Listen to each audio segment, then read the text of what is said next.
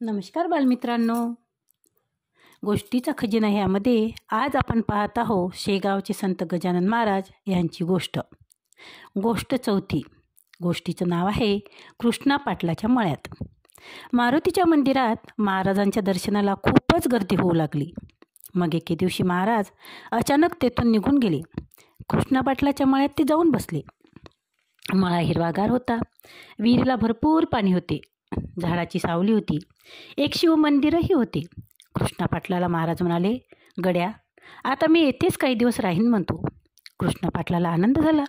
त्याने महाराजासाठी पत्र्याची एक छोटी छपरी बांधून दिली.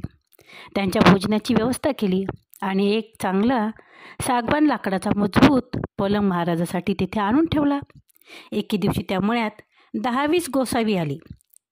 ते पाटलांना म्हणाले, आम्ही काशीहून आलो आहोत. रामेश्वराला चाललो आहोत. या शानदार मळ्यात महादेव मंदिरही आहे. 2 दिवस येथेच आम्ही मुक्काम करू. कृष्णा पाटलाने त्या गोसाव्याची राहण्याची आणि खाण्यापिण्याची चांगली सोय केली. त्या साऱ्या गोसाव्यांनी विहिरीवर अंघोळ केली. छट्या धुतल्या. भोजनाला शिरापुरीचा बेत होता. त्यांनी पोटभर जेवणही केले. मग सायंकाळी त्या गोसाव्यांचे गुरु ब्रह्मगिरी महाराज यांनी गीतेवर प्रवचन केले. नयन छंदांती शास्त्रांनी नयन दहंती पावक हा विषय त्यांच्या प्रवचनाला घेतला होता. त्यांनी सांगितले, ते ब्रह्म आणि आपला आत्मा एकच आहे. आत्मा अमर आहे. ब्रह्म अविनाशी आहे. शास्त्रांनी ते तोडू शकत नाही किंवा अग्नीही त्याला जाऊ शकणार नाही.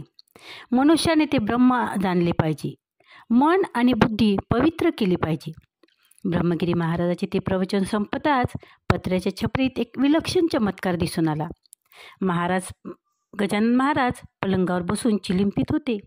चिलमीतील ठिणगी पलंगावर पडली. अंथरूण पेटले. पलंग जळू लागला. त्या आगीचा डोंब उसळला. तो प्रकार पाहून लोक धावले. महाराज पेटले, महाराज पेटले असे ओरडत लोकांनी विहिरीतून पाणी आणले. महाराज पलंगावरून खाली उतरा हो. लोकांनी विनंती केली, पण महाराज शांत बसून होते. महाराज म्हणाले, अरे, असे घाबरता कशाला? ह्या ब्रह्मगिरीने आत्ताच सांगितले ना, आत्मा अमर आहे. अग्नी त्याला जाळू शकत नाही. तो अनुभव मी घेतो आहे. लोक हो, आता तुम्ही त्या ब्रह्मगिरीला उचलून इथे ह्या जळत्या पलंगावर आणा बरं. ब्रह्मगिरी घाबरला.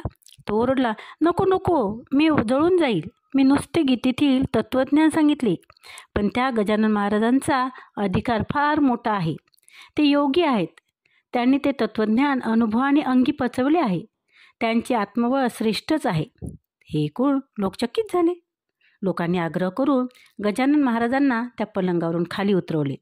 सारा पलंग जळला होता. फक्त महाराज बसले होते तोच भाग जळला नव्हता. ब्रह्मगिरी ओशाळला. ते निघून गेला.